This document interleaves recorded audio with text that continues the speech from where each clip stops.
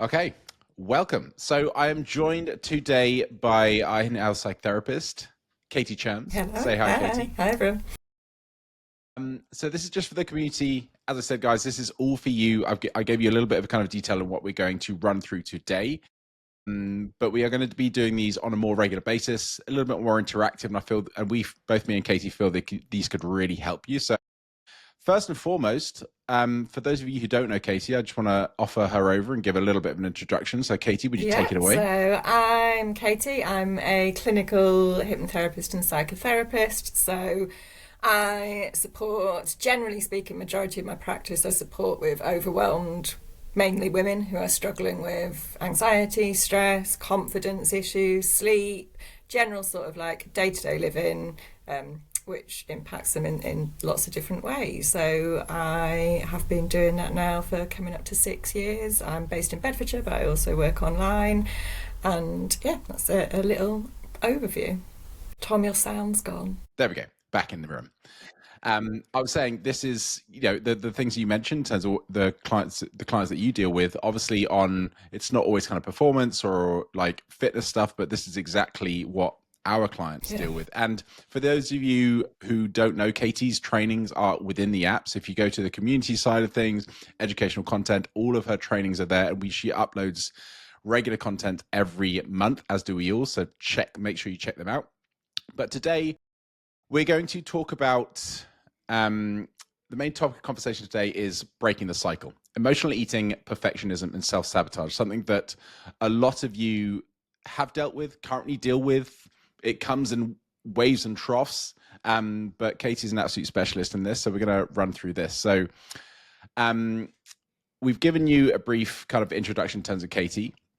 In terms of the context today, we're going to be digging into the most common struggles we see in our community. That all or nothing thinking, which we've been through before, emotional eating, and self-sabotage. If you don't mind, Katie, I want to kind of like frame it and just chat through a couple of prompts, couple of questions, just to kind of like re-engage and focus on. So we're going to deal with the kind of the emotional eating side of things as well. We have got a lot of trainings from our in-house nutritional psychotherapist Emily on this, but it's so much of an overlap Yeah, with these things because it definitely. is very much a mindset. So, Katie, first question: why do you feel emotional eating? Why do you think emotional eating is quite common in high-performing women?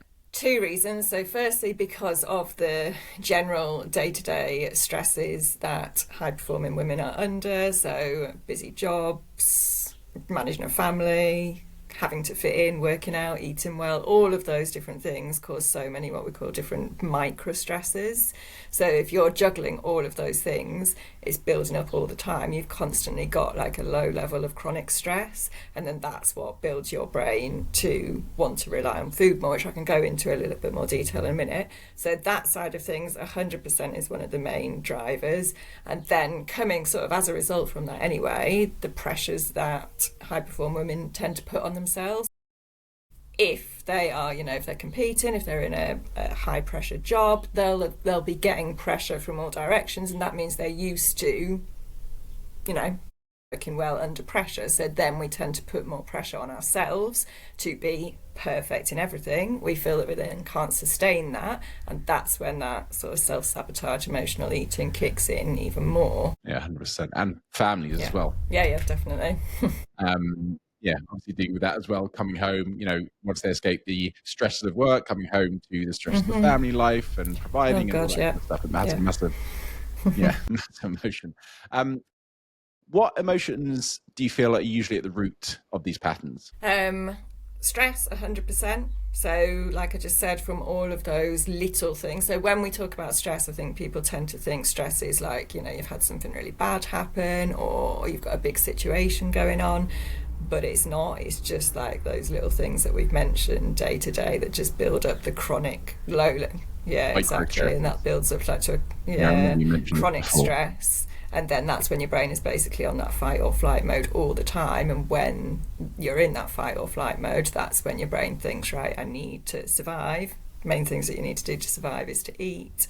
You're not then getting any of, because generally speaking, when stress is in the mix, we're busy, we're juggling all of the other stuff, we end up losing out on the things that we need to do to make ourselves feel good. And then one thing, unfortunately, nowadays that's really easy to do to make ourselves feel good is to eat. And generally, that tends to Yeah. be not great stuff for us. Yeah, 100%. I think you referred to it as well, the stress Yeah, bucket, right? I remember one of your trainings talking yeah, about the stress bucket.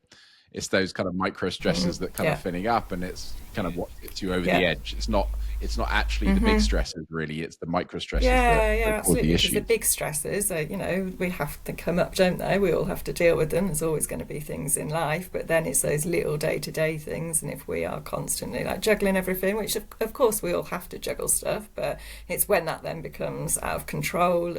Sleep as well is a massive thing that we could probably go off on a completely different tangent about. But if we're on the go all the time, we probably aren't prioritizing sleep. Sleep is a huge factor in emotional eating, as you know. Those chemicals, those hormones, then are completely out of sync when you don't get the right amount of sleep, which then means that you end up eating more. A Yeah, vicious cycle. definitely. Yeah. Um, how can someone begin to tell the difference between physical hunger and emotional hunger? Good question. So I would say Because just from a standpoint, Katie, like obviously everyone knows here I've dealt with binge eating in the past. I suffer with that. And it's like I obviously feel physical hunger, but I'm so ingrained from both from competing, just from dieting and stuff like that, that in terms of like I should be eating at this time, that sometimes I don't really get that hungry. On a yeah, rare occasion, do I actually get hungry because it's so structured, which isn't always a good thing. And it leads into that whole intuitive eating, which is quite tough as well, because that's something really people really yeah, struggle with. yeah. I think you're right. That sort of physical hunger, we all know that feeling, like within our stomach, Yeah. etc. Whereas the emotional eating, I Mm. think, tends to be more of a I need something right now. Whereas your physical hunger is, you're aware that you need to eat, but it's not a, like, give it to me right now. It's the emotional eating tends to be I need something. If I've had this, I know that I'm going to feel better. Or, for example, like a craving for bar of chocolate, something like that, where actually you don't really need that. You would be fine, if you left it 10 minutes, half an hour, or whatever, as opposed Mm. to the physical Mm. hunger carrying on, and then you feel it's that hangry feeling, isn't it? Opposed to needing Yeah. a. Is that kind of like that craving, that emotional hunger? Is it all based on the reward that you're going to So it's get from based it? on the dopamine. So it comes from so generally speaking, we need a nice consistent balance of all of the good neurotransmitters in our brain. So main ones: serotonin, dopamine, oxytocin, endorphins. We get those when basically everything is sort of in balance in our lives. So when we're getting, lots of positive interactions, when we are Yeah. thinking about Yeah. things in a better way, when we're, positive actions, when we're doing the things that we need to do, but also like, boundaries, good routine, things like that. So when all of that is in balance, then generally we don't get those dips, the dips are I haven't got enough of what I need from everything else in life. I haven't got these neurotransmitters from where I need them from. So I need to top them up quickly.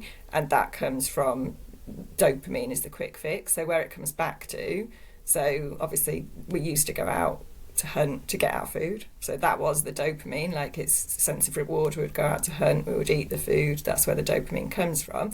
So dopamine isn't necessarily like always a bad thing from food. Like we're supposed to enjoy food, but when we get those dips in the good neurotransmitters, that's when it's more of a kind of an emotional need of, right, I need to get that bar of chocolate, I need to make myself feel better from it. But then it's just like we said before, it's a vicious cycle, because do we feel better after it? No, because we feel the guilt. Like, yeah, we might enjoy that bar of chocolate or whatever it is whilst we're eating it, but then afterwards it's even more of stress, which then builds up because you're just beating yourself up, oh, I shouldn't have done that, and then it fuels it even more. Mm.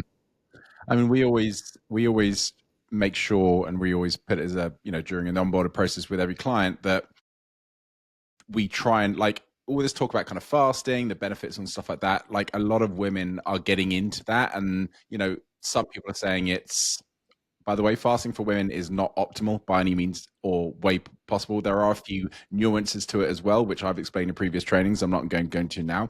For example, if your goal is weight loss and fasting enables you and works well with you, like we say fasting, we're not talking about 2 days eating and 1 day not. We're talking about delaying breakfast, like having meal 1 11 a.m rather than 8 a.m. If it helps you to stay consistent with your calorie deficit for a short amount of period to get the goal, then I would say that would probably be a benefit. But generally fasting, or going back to kind of the point I was saying, we always try and teach women that you want to eat regularly, because we get a lot of women coming on board that restrict. They have that restrictive mindset constantly because they've been chasing weight loss for the past sometimes decades, and it hasn't worked. They've been stuck in that kind of vicious circle, that all or nothing mentality, starting on Monday, failing again, and restarting on Monday, that they get into that cycle.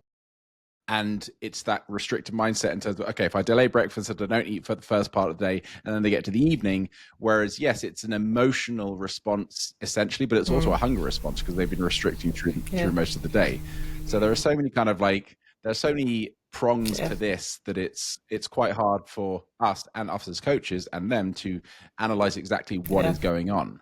But I think most of it does come down to an emotional response, right? Oh yeah, absolutely, definitely. I mean, again, probably going off on a little bit of a tangent here, but just as an example, I've worked with people who have had like full-on gastric band surgery, who've then come to me afterwards, and they still are emotional eating and not eating the right thing. So it just goes to show, doesn't it, that you can go through all of that, like try every single physical thing, and ultimately it comes down to like what's going on in your life and how you think about it, and those habits which are really hard to change. Just a quick, I know that this question could run us on a freaking 2-hour tangent. I don't want that, but just a quick one on it. How much do you feel the people who suffer with emotional eating is to do with their kind of like current lifestyle, circumstances, environment, or prior, for example, traumas and stuff like that from years past? Yeah, we could go off for hours on that. Right, so generally, Maybe we can do that on another episode. generally speaking, I'm always of the opinion that yes, we've all got stuff that's happened, haven't we? Like we've all got that in the past, and like whilst I appreciate that some people have had much more traumatic experiences than others, like there's a saying that is your brain is more, I'll get this the right way around, Play-Doh than porcelain, which means like even if we have had things that have happened to us and we have learned behaviours, so yes, okay, we might have undergone some sort of trauma, we might have had learned behaviours from childhood, from parenting, how meal times and food was when we were younger. The way that the brain works, we can so not easily, but we are able to like change our brain's pathways, so we have all of Like more pliable, like Play-Doh, as you say. exactly. Like Yeah. pliable. So even if we have, if it has come from that, you can change it. But what makes it so much harder to change, and why people get stuck in the cycles that they're in, is because of like how things are day to day, and then they've carried that way of thinking forward, and then they're stuck in those pathways. But people need to realize that actually you can absolutely change it. Obviously it's hard work, discipline, consistency, new habits, which is why people find it difficult, because it's change. But as I think we're probably going to come on to in a minute, like the change is doable. It's just how you do that. So I don't know if I completely answered that question then, but yeah. No, you did. You did. And I said I didn't want it to go on for too long because we've got more to cover in terms of the absolute specific topic here. But just a tangent to that as well. We deal a lot with, as you know, Katie, like performers, acrobats, Cirque du Soleil performers, trapeze artists, stuff like that. And a lot of them have come from a gymnastic dancing background, similar to my partner, and it was ingrained in them in early days about, back in the days, it's still, I'm pretty sure it still happens now, 100%, that you have to look a certain way, you have Yeah. to be a certain weight, you will, the teacher will come over and kind of pinch your back fat and say, Yeah. this is need to go, you need to lose 2 pounds, stuff like that. And, this isn't, this is in your, not even in their teenage years. This is in dancing from age 6 upwards. So a lot of the women we deal with have that Yeah. previous experience. And it's something that, again, they have brought from that, but they still have that element of restrictive in their mindset, and they find it very hard to kind of Yeah. break free from it. But again, it's just about nutrition, education, and actually once they start to see the results from not following that protocol, it's kind of hook, line, and sinker. They've got to see the Yeah. results first, right? Yeah. Which kind of leads us on to the all or nothing, the Yeah. perfectionism side of things, which is also very common. Um, so I've tried to explain the all or nothing mentality lots of times, and it's simple yet quite complex. To ask you, Katie, why do you feel the all or nothing mindset backfires, especially in kind of like health and fitness and weight loss, which a lot of our Yeah, clients are okay. So trying to two achieve? reasons. So firstly, the perfectionism, the pressure that particularly as women we put on ourselves, right, I've got to do this, I've got to go all in. If I've messed something up, Mm. then what's the point? So I'm going to stop. And then doing too much all in one go. So overwhelming ourselves with Yes. too Yeah. much to focus on. So it's like think of it as like a New Year's resolution. That's why people fail, isn't it? Because they're like, right, I'm going to go to the gym 5 times a week. Well, if you've never been to the gym before, of course you're not going to do that because it's completely, it's for your brain. It's too much, and that's when your brain freaks out. So your brain works best on small, little, achievable steps. So if you're concentrating on one small goal at a time, and then you smash that in a month or so, then great, and you up that and you do it that way. So really common for people to overwhelm themselves with too much, with the nutrition and the training, but then also with the lifestyle stuff as well. Like it's got to fit in with your lifestyle, and I think that's where a lot of people go wrong as well. Like you've got to make it work for you so that you can stay consistent with it. And yes, it might not be everything that you want to achieve at first, but what you've got to realize is that as soon as you start to build that in and it becomes a habit, then you can build that up and then work on it and move forward. Yeah, it's those little kind of like daily and weekly Yeah. wins, right? That kind of build up, and it's the same. You hear a lot about kind of like not the delayed gratification side of things. Like everyone wants results yesterday. I mean, Yeah. hell, I can't get around the fact that even when I step on the scale and I see a little bit of weight drop, it gives you a Yeah. little bit of a buzz. Or you want Yeah. results yesterday. You don't want to wait 12 weeks. You want results Yeah. 4 weeks, but it's the question of how many times do we have to keep trying and failing to then kind of break that habit and say, okay, now I need to do it a little bit Mm. properly. So what do you feel the um are the beliefs that usually drive that level of perfectionism? I know you've touched on it a little I bit. can't because it's happened before, so therefore I won't be able to do it. This isn't gonna work. Like going into it straight away with that mindset. Like I know it sounds a bit cliche, but you've got to have that belief in yourself that you can do it because your brain focuses on what you tell it to focus on, and if you're imagining that you can't achieve something, then you automatically like put blocks in your own way. That's how your brain works. It looks out for things that you focus on. So that belief in like actually I can do it, just because it's happened before doesn't mean that it's going to happen again. Doing it differently this time round. What was the original question? Yeah, What blocks? it's just no, The the beliefs, yeah. beliefs that usually drive perfectionism in that space, like for most women, which you Yeah, kind of I'm just explained. trying to think of, obviously there's loads more, that they've got, like I've already said, like you've got to achieve everything all at once. And if you don't Mm. stick to everything all in one go, you're a failure. So therefore you shouldn't do it. So it's about having that understanding of, a blip isn't that you're completely back to square one. It's just literally a blip, and then you start again tomorrow. And that's life with all of us, with everything. Just because we have like one day where we don't do something, that doesn't mean that you've written it off. And actually that's the most common thing that I see, like in all areas of life. People thinking, well, I've had a couple of days where like things haven't been great, but we're human. Like we can't expect to 10 out of 10 with everything all Yeah. the time. Like life happens, and Mm. it's that belief that, okay, it's not a failure, it's just a couple of days, so let's just start back on it again, and that couple of days doesn't make a difference. Whereas actually, if you're giving up altogether, of course, that's going to make a difference. Yeah.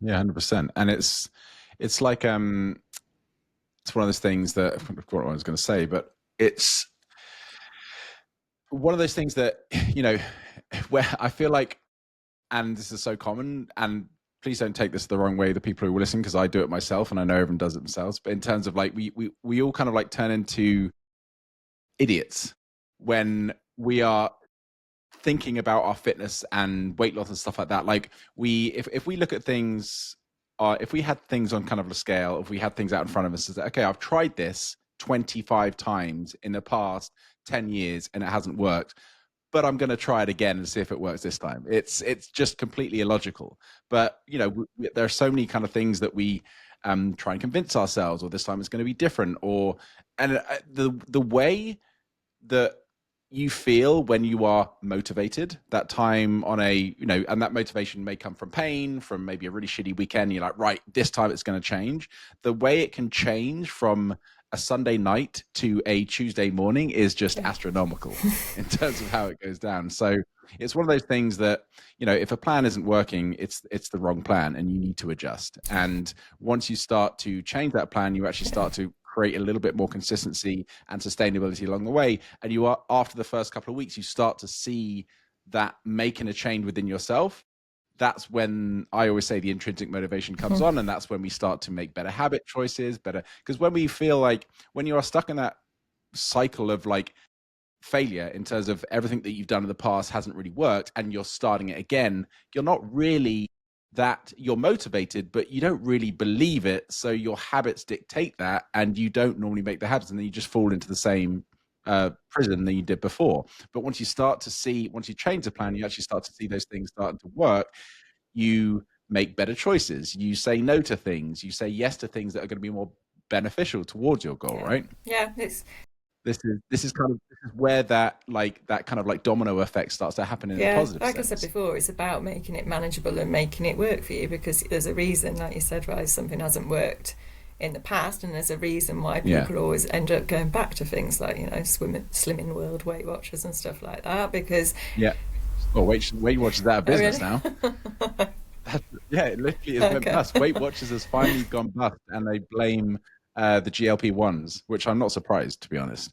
We're not going to go into them today, but it's a great topic. So next question: how can people shift from that all or nothing mindset to something, what are tips, tricks? I know it's not always easy with tips and tricks when you're talking about psychotherapy, but how can people shift from that all or nothing mindset into something more Definitely sustainable? 100% like recording and looking at your little wins and achievements every day, because that's where we end up giving up, is because we're looking at, I haven't achieved that yet, but then we end up missing out like what we have done, even if it's the smallest thing, right? And not necessarily in terms of like even your fitness and your goals, like everything else alongside that, like a little win at work. Just we need to really reinforce to ourselves like what we are achieving, because that's also how we get dopamine. It's like looking at our achievements, and the more dopamine Yeah, we 100%. get, that's where our motivation comes from. Like we're more likely to do things when we Yeah, recognize we're achieving things more. So every day, and I encourage everybody to do this, it's just a really useful habit that we can all do. I do it, like write down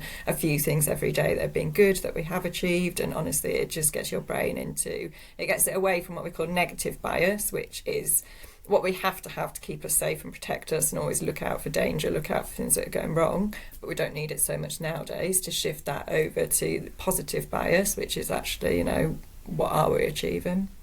Which, obviously doesn't mean that every day is great and yeah. amazing, but it just means that we can cope and manage better, make better choices. So, yes. But do you believe there are always positives from every day? Yeah, Some positives you can get from yeah. every day? Even if it's like how you managed a situation, or like, even if it's, Yeah. Yeah. I don't know, the sun's out. You've sat out in the sun. Like, we're not talking like massive Massive. things, because none of us are going to achieve like massive eventful things every day. That's not life. Mm. Even just like tiny little things. For some people, it's even like, okay, I managed to, get out of bed today. If that's it, then great. It just depends on where you're at. Yeah, Yeah. And you hear so many stories about people starting from ground zero and doing exactly that. Like, I think a lot of people, when they sit down to write these gratitude or wins or stuff like that, they're stuck and they like, well, I can't think of anything good that happened today. But again, you're looking yeah, too big. Like, yeah, hell, you didn't get a promotion at work today. You didn't um, train with full intensity. But as you said, these aren't, for everyone listening, these aren't wins about fitness. They don't have to be wins about fitness at all. They can obviously yeah, be wins about fitness and making a good choice and yeah, saying no to something. But everything that puts you in a better mindset and a more kind of fruitful mindset is going to be yeah. beneficial for everything that you're trying to Yeah, achieve in oh no, here. definitely, So 100%. 100%. And then maybe do it like as a week overview as well in terms of like the fitness, because think about what's been better compared to the last week is a good way of doing that on a weekly basis as well, Mm, because often we don't actually notice. Like when I'm talking to people, I often ask them like, what have you noticed that's been better? What have you been pleased to notice? And people don't recognize it themselves, and then they talk through it and like, oh yeah, actually I did that, because often like these things just sort of like yeah, yeah, yeah. subconsciously happen like once we start to make habits and we don't necessarily realize it. So yeah, reflect on what's been better over the last week. And then just another quick one, just break things, like I've said already, but just break it down into like really small manageable steps. So even if it's just like, right, what am I going to focus on today? What's like one small goal that I'm going to hit today? And then obviously next day, or for over a week, and just break it down. And then you get the dopamine from ticking it off, achieving it, and then doing the next thing. Amazing. Katie, do you do this first thing in the morning, at random times during the day? Do you set aside like 5, 10 Yeah, minutes so a day to do personally, this? I do it at bedtime. So I just have a little notepad by my bed, and then I reflect Okay. on the day, and then I also I do like a little plan for the next day as well. It's sort of like a rough kind of time block, right? This is the things that I've got on. This is what I'm going to fit in. Just helps clear your head a bit, know where you're at for the next morning. But you can do it at any point of the day. I have some people that like kind of just make notes as they go along throughout the day, just whatever works for you. Yeah, Yeah, doesn't matter when, just yeah, get it done. exactly. And I guess they're doing it in the evening as well. That kind of brain dump sometimes helps with sleep as well, gets things Yeah. off your mind and Yeah, lets yeah, you get exactly. interrupted Yeah, sleep. so you haven't got things going around in your head at night. Yeah. Okay, amazing. We're going to finish off just on the self-sabotage part of that. Um, touch briefly on it, but how do you reframe the question? Let's just say this: what's really going on when someone starts to see results and then kind of like pulls back or through self-sabotage? What's really going on there? Fear of change. So you're used to doing things in a particular way, you're used to seeing things a particular way. So any change, whether it's good or bad, even if it's good, your brain will see it as a bad thing because it's uncertainty. So when we start to see even positive changes, sometimes our brain will be like, well, okay, this isn't what I'm used to. I'm used to doing this in a particular way. That particular way, yes, we know it's probably not the greatest way to do it, but to your brain, it's safe because you've been doing that for a long time. So then, as soon as we start to see those positive changes, your brain freaks out a little bit. Oh no, I can't go down this, because if this good change starts to happen, then actually what are the results of this? Even though we know it's like positive stuff, it's just sort of that kind of initial. It's basically what we call our primitive brain kind of kicking in, throwing a little bit of a tantrum, and then we start to kind of pull back from it. So I see that a lot in terms of people, just not necessarily fitness related, but just making positive changes. And it tends to be sort of like, say, if we've done 3-4 weeks, it tends to be around that mark that it's like, whoa, okay, like these things are actually starting to happen now. You're starting to see that little change, but oh, okay. And then we also do, it's the kind of like, oh, but what if I fall backwards? That's another reason why we end up doing it as well, because they're scared that actually now it's starting to happen. What if I can't stick to it? So then we end up kind of Mm, self-sabotaging and pulling away. So it's having that sort of trust in yourself that actually good things are happening, keep going bit by bit. Doesn't mean that something bad's going to happen later down the line. yeah. And are there any particular like actions that people kind of take to self-sabotage, or is it very much on a case by case basis? I guess obviously in the fitness side of things it would be maybe food related. Yeah, I mean that's a common one, obviously with fitness, but with like everybody, I Mm, think that's a really common one, is the emotional eating side of it. Yeah, I guess it just depends on sort of like what you're struggling with, where you're at. Letting boundaries go is quite a big one as well. Right, you've put boundaries in place with family, friends, work, whatever it is. You've made changes to your routine. You suddenly stop doing the things that are helping you. So even and if you think about that in terms of fitness, if you've got like a good routine going, and then you suddenly stop doing what's helping, that's where it will come in. Yeah, I think in terms of boundaries, and I'm sure you've kind of given advice in the past to minimize contact with certain people that might be defamatory to. I mean, these things come in as well. I imagine that's probably a big one and a very hard one to manage, because obviously it's not just you, it's Yeah, another person. So, but I don't want to delve too much into that. It was just a yeah. thought that came in my head. So how can someone identify their kind of these triggers quite early on to avoid it going into that When self-sabotage? you start to notice yourself, one, kind of pulling away from daily habit. So, for example, like if you've been going out for a walk every day and then, oh, I haven't been for a few days and I'm starting to not feel great in myself again. Okay, well, what was I doing before that was working? And start to go back to it. As soon as basically you notice like a dip in mood, or that you're kind of you've had a day where maybe have reverted to that habit, well, actually think, okay, well, what's changed recently, what do I need to go back to doing, because it's that consistency that is key. That then if you keep on track with those, basically if you think about that bucket that we spoke about earlier, if you're doing all the things that are helping, it's basically like a tap turning on that bucket all the time, and it keeps it down to a nice manageable level. But then if you stop doing something, that tap stops turning, the bucket stops emptying, and that's when things build up and those habits end up kicking in again, those bad habits. Yeah, and that's kind of when the self-sabotage Yeah, happens, when it yeah, starts to spill over. Yeah. yeah. Okay, makes sense. And just to kind of like finally round it off, a healthier way to stay consistent without relying on motivation. You can't rely on motivation. Small Yeah, actions. you can't, right? This is what, and do you know what though? Like, we're joking Okay. about it, but so many people, I'm sure lots of people in your community like understand this, because I know you educate people about it, but so many people do not understand that you can't rely on motivation. Like, so many Mm, times I hear people say, but I haven't got the motivation.